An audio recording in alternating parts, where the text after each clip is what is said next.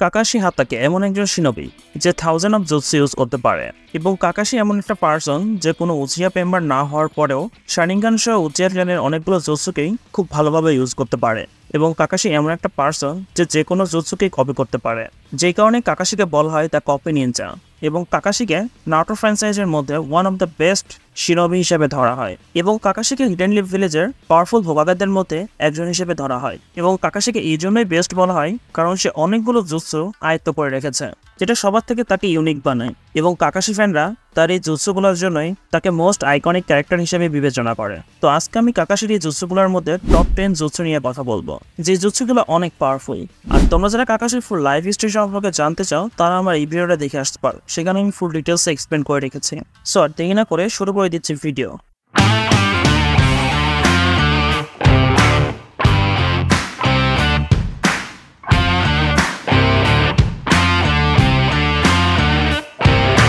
তো নাম্বার 10-এ আসে the 1000 year of death.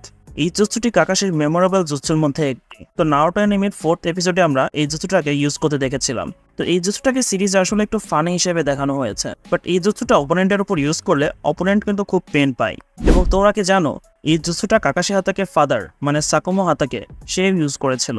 So বলা যায় কাকাশি তার ফাদারের কাছ থেকে এই জুৎসুটি পেয়েছে, এবং এটা একটি ফরবিডেন জুৎসু। নাম্বার 9 রাসিঙ্গান। তো কাকাশি রাসিঙ্গান ইউজ করার ক্ষমতাটা সে যে জুৎসু কপি করতে পারে সেটাকে প্রমাণ করে। রাসিঙ্গান কিন্তু খুব ইজি জুৎসু না, এটাকে নারুটোর মধ্যে one of the hardest jutsu হিসেবেও ধরা হয়। কাকাশি শারিঙ্গানকে ক্রমাগত এটাকে পর্যবেক্ষণ করে, যার ফলে সে এটি ইউজ করতে পেরেছিল। বাট আমরা কাকাশিকে ফুল সিরিজেই কখনো রাসিঙ্গান ইউজ করতে দেখিনি, কিন্তু তাকে আমরা রাসিঙ্গান ইউজ করতে একবারই দেখেছিলাম যখন সে নারুটোকে ট্রেনিং করছিল।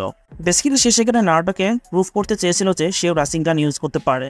Number 8 summoning jutsu. তো নারুটো সিরিজের সব নিনজাদের মতোই কাকাশিও সামানিং জুৎসু ইউজ করতে পারে, এবং তার সামানিং কন্ট্যাক্ট হচ্ছে ডগদের সাথে। সে সামানিং জুৎসু ইউজ করে পুরো ডগের ফ্যামিলিকে আনতে পারে। যদিও কাকাশি এই টেকনিকটা কোনো ওয়ারে ইউজ করেনি, বাট কাকাশির এই সামানিং জুৎসুটাকে খুবই হেল্পফুল ধরা হয় অ্যাজ এ ট্র্যাকিং হিসাবে। মানে তার এই কুকুরগুলোকে নাম্বার 1 ট্র্যাকার হিসেবে ধরা হয়, যেটা আমরা সিরিজের কিছু কিছু জায়গায় দেখতেও পেয়েছি। এবং কাকাশির এই ডগগুলা মানুষের মতোই কিন্তু কথা বলতে পারে, মানে হিউম্যানদের সাথে কমিউনিকেশনের জন্য তারা হিউম্যানের মতোই কথা বলতে পারে, যেটা তাদের মিশনকে কমপ্লিট করতে আরো ইজি করে দেয়।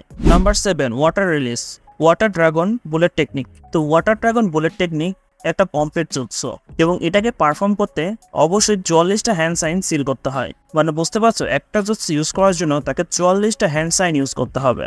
এবং কাকাশিকে আমরা এটা ইউজ করতে দেখেছিলাম জাবুজার ফাইটের সময়, যেখানে আমরা দেখতে পাই জাবুজা ওয়াটার ড্রাগন টেকনিকটা পারফর্ম করতে চাচ্ছিল। কাকাশি তখন তার শারিঙ্গানের মাধ্যমে তার হ্যান্ড সাইনগুলোকে কপি করে সেও সেটা পারফর্ম করে ফেলে। এমনকি সে জাবুজার হ্যান্ড সাইন কমপ্লিট করার আগেই সে বাকি হ্যান্ড সাইনটা প্রেডিক্ট করেই কমপ্লিট করে ফেলে জাবুজার আগেই, এবং সে জাবুজার উপর অ্যাটাক করে দেয়। বেসিক্যালি বেশিরভাগ ওয়াটার স্টাইল ইউজাররা এই জুৎসুটা ওয়ারের সময় ইউজ করে থাকে, এবং এই জুৎসুটাকে ওয়ারে ইউজ করার জন্য সেই নিনজাকে খুবই পারদর্শী হতে হবে কিন্তু, কারণ আমরা দেখেছি এই জুৎসুটা ইউজ করতে 44টা হ্যান্ড সাইনের প্রয়োজন হয়। সো ওয়ারের সময় যখন ইউজার এটাকে ইউজ করছে তখন সে যদি কোনো ভুল করে ফেলে তাহলে জুৎসুটা পারফর্ম হবে না, যার কারণে পরিস্থিতি অন্যদিকেও চলে যেতে পারে। তো কাকাশি জাবুজা ফাইটের সময় জুৎসুটা আয়ত্ত করে নেয়, এবং তারপর সে এটাকে ইজিলি ইউজ করতে পারে। নাম্বার 6 আর্থ রিলিজ আর্থ স্টাইল ওয়াল। তো বেসিক্যালি এই জুৎসুটা বেশিরভাগ আর্থ স্টাইল ইউজাররা ইউজ করে থাকে, বাট আমাদের কাকাশিতে সব জুৎসুই পারে। এটি একটি পাওয়ারফুল ডিফেন্সিভ জুৎসু, এবং এই জুৎসুটা ইউজাররা তখন ইউজ করেন যখন তাদের উপর কোনো বড় অ্যাটাক আসে, অথবা অপোনেন্টকে স্লো করার জন্য এই জুৎসুটা ইউজ করা হয়। কাকাশি এই জুৎসুটাকে অনেকবার ইউজ করেছে, কিন্তু ওবিটোর মারা যাওয়ার পরে সে যখন তার শারিঙ্গানকে হারিয়ে ফেলে তখন সেই জুৎসুটাকে আরো ইমপ্রুভ করতে চেয়েছিল, এবং সেই জুৎসুটাকে আরো ইমপ্রুভও করে ফেলেছিল। এবং সেই জুৎসুটাকে এতটাই ইমপ্রুভ করেছিল যে সেই ছোটখাটো একটা ভিলেজকে ফুল আর্থ স্টাইল জুৎসু দিয়ে ঘিরে ফেলতে পারত, এবং সে সেটাকে সারাদিন ধরেও রাখতে পারত। তারপরে 5 নম্বরে আসে fire release great fireball technique. তো ফায়ার রিলিজ টেকনিকটা হচ্ছে উচিয়াদের একটা মেইন টেকনিকের মধ্যে একটি। উচিয়ারা এই টেকনিকটাকে যুগের পর যুগ ধরে ইউজ করে আসতো, এবং একটা উচিয়া মেম্বারকে ততক্ষণ পর্যন্ত প্রাপ্তবয়স্ক হিসাবে ধরা হয় না যতক্ষণ না পর্যন্ত সে একটা গ্রেট ফায়ারবল জুৎসু ইউজ করতে পারে। তো মাঙ্গাতে শুধুমাত্র উচিয়াদেরই এই জুৎসুটা ইউজ করতে দেখানো হয়েছে, বাট এনিমিতে এই জুৎসুটা কাকাশির মতো অন্যান্য নিনজারাও ইউজ করতে পারত। এবং কাকাশি যখন এই জুৎসুটা ইউজ করতো তার হাতের সিম্বলটা উচিয়া মেম্বারদের সিম্বলের থেকে আলাদা থাকতো। নাম্বার 4-এ আসে শারিঙ্গান। তো শারিঙ্গান এই নামটা আসলে কাকাশির নাম আসবেই, কারণ কাকাশিকে কাকাশি তার শারিঙ্গান নামেও ডাকা হয়। তো শারিঙ্গান হলো একটি পাওয়ারফুল দোজুৎসু যেটা উচিয়া ব্লাড লাইনটা শেয়ার করে থাকে। তো থার্ড শিনোবি ওয়ারের সময় মিনাটোর টিমকে যখন কানামি বিচ ডিস্ট্রয় করতে পাঠানো হয়, সেই সময় ওবিতো পাথরের নিচে পড়ে যায়, যার ফলে কাকাশি ওবিতোকে সেখান থেকে আর বের করে আনতে পারে না। এবং সেই সময় ওবিতো অ্যাজ এ গিফট হিসাবে কাকাশিকে তার শারিঙ্গানটা দিয়ে দেয়। তারপর থেকে কাকাশি শারিঙ্গান ইউজ করতে পারে। ইতাচি কাকাশি এটার জন্য কমপ্লিমেন্টও করেছিল। সে একজন উচিয়া না হওয়া সত্ত্বেও শারিঙ্গান খুব দক্ষভাবে ইউজ করতে পারত। বেসিক্যালি কাকাশির বেশিরভাগ অ্যাবিলিটির মেন রোডটাই হচ্ছে শারিঙ্গান। সে শারিঙ্গানের মাধ্যমে যে কোনো জুৎসুকে কপি করে আয়ত্ত করে নিত। তো যার কারণে বলা যায় কাকাশি কিন্তু শারিঙ্গান ছাড়া এতগুলো জুৎসু মানে 100টার উপরে জুৎসু আয়ত্ত করতে পারত না। এবং কাকাশির মাঙ্গেকিউ শারিঙ্গান আয়ক হয়েছিল যখন সে ওবিটোর সেটিং রিনকে মেরে দিয়েছিল। মানে সে কিন্তু ইচ্ছা করে মেরেছিল না, সে চিতরি ইউজ করার সময় রিন তার চিতরির সামনে চলে এসেছিল এবং অ্যাক্সিডেন্টলি সেটা রিনের গায়ে লেগে যায় এবং রিন সেখানে মারা যায়। তো রিনের মৃত্যুকে দেখে কাকাশি এবং ওবিটো দুইজনই তাদের মাঙ্গেকিউ শারিঙ্গান আয়ক করে ফেলে এবং লাস্টে ওবিটো যখন অরিজিনালি মারা যায় তখন কাকাশির শারিঙ্গানটাও কাকাশির থেকে হারিয়ে যায়। নাম্বার 3, সুসানো। তো সুসানো হচ্ছে মাঙ্গেকিউ শারিঙ্গানের আল্টিমেট অ্যাবিলিটি এবং সুসানো ইউজ করার জন্য প্রচুর পরিমাণে চাকরার প্রয়োজন হয় এবং ইউজার সুসানোকে ততক্ষণ পর্যন্ত ডেভেলপ করতে পারে যতক্ষণ পর্যন্ত না তারা সুসানোর ফুল বডি বানাতে পারছে, মানে ফুল সুসানোটা বানাতে পারছে। তো আমরা কাকাশিকে কমপ্লিট সুসানো শুধুমাত্র একবারই ইউজ করতে দেখেছি। যখন সে তাগুয়ার সাথে ফাইট করছিল তখন আমরা কাকাশিকে ফুল সুসানো ইউজ করতে দেখি। এবং সুসানো ইউজ করার জন্য তোমার কাছে কিন্তু অবশ্যই মাঙ্গেকিউ শারিঙ্গান থাকতে হবে, মানে দুইটা চোখেই।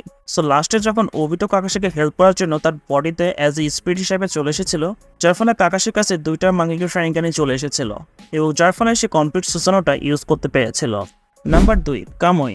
তো নারুটো শিপুডেনে আমরা কাকাশিকে কামোই ইউজ করতে দেখি, যেটাকে আমরা ফুল শিপুডেনেই Kakashi one of main jutsu হিসেবে জানতে পারি। তো কাকাশি জুৎসুটা তখন ইউজ করতে পেরেছিল যখন সে তার মাঙ্গেকিউ শারিঙ্গানটা অ্যাক্টিভেট করতে পেরেছিল। তো কামোই বেসিক্যালি এমন একটা জুৎসু যেটা ইউজ করলে যে কোনো অবজেক্টকে অন্য একটা পোর্টালে পাঠিয়ে দেওয়া যেতে পারে। এবং কাকাশিকে আমরা এটা ফার্স্ট ইউজ করতে দেখেছিলাম দেদারার উপরে, এবং কাকাশি এটাকে অ্যাজ এ ডিফেন্সিভ টেকনিক হিসেবে ইউজ করে।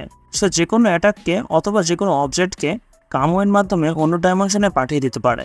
এবং একটা সময় কাকাশি নিজের ওপরেই কামো ইউজ করতে পারত, মানে ওবিটোর মতো, মানে নিজেই কামো ইউজ করে এক জায়গা থেকে অন্য জায়গায় টেলিপোর্ট হয়ে যেতে পারত। এবং এই কামোটা ইউজ করার সময় কিন্তু অনেক চাকরার প্রয়োজন হয়। ফার্স্টের দিকে কাকাশি যখন এটাকে ইউজ করেছিল সে তো সরাসরি বেরিয়ে চলে গিয়েছিল, বাট আস্তে আস্তে সে এটাকে আয়ত্ত করে নেয় এবং ফোর্থ শিনোবি ওয়ারে আমরা দেখতে পাই সেটাকে একাধিকবারও ইউজ করেছিল। নাম্বার 1, রাইকেরি। রাইকেরি এটাকে লাইটিং ব্লেড নামেও ডাকা হয়, যেটা কাকাশির অনেক পছন্দের একটা জুৎসু। তো এই জুৎসুটাকে কাকাশি নিজেই ক্রিয়েট করেছে এবং এই জুৎসুটা এত পাওয়ারফুল অফেন্সিভ টেকনিক যে যেটা যে কোনো কিছুকে কেটে বের হয়ে যেতে পারে। এটা আসলে চিদরির অ্যাডভান্স ভার্সন, মানে সে মেনলি চিদরিকে ক্রিয়েট করেছে এবং তারপরে সেটাকে আরও অ্যাডভান্স করে রাইকেরিতে রূপান্তর করেছে। চিদরির মতো রাইকেরিকেও ব্যবহার করতে শারিঙ্গানের প্রয়োজন পড়ে, যার কারণে সে যখন শারিঙ্গানকে হারিয়ে ফেলে তারপর থেকে সে কিন্তু এই জুৎসুটার ইউজ করতে পারেনি, যার ফলে সে লাইটিং রিলিজ ক্রিয়েট করে, যেটার নাম হচ্ছে পার্পল ইলেকট্রিসিটি জুৎসু। এবং এই জুৎসুটা আগের দুই জুৎসুর থেকে, মানে চিদরি এবং রাইকেরির থেকে বেশি ডেঞ্জারাস এবং বেশি পাওয়ারফুল হিসেবে প্রমাণিত হয়েছে।